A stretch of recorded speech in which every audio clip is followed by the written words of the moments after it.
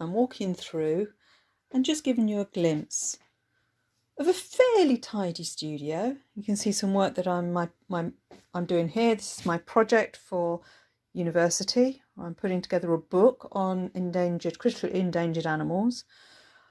I've got my animal alphabets. That is a very interesting elephant bird. My computer for my graphics and for my essay. Window on the world where I can look down and see the beautiful woods there with the bluebells coming through.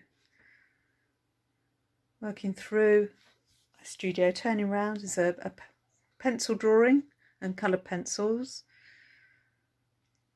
My bookcases. And here's a painting, a brush-up painting that's in progress. And going back to the door, my easel, where I've got some work, pencil and colour paper. Some botanical illustrations. A dog's eye illustration. Let's put that down so you can see it. That's in coloured pencil as well. And some watercolour florals.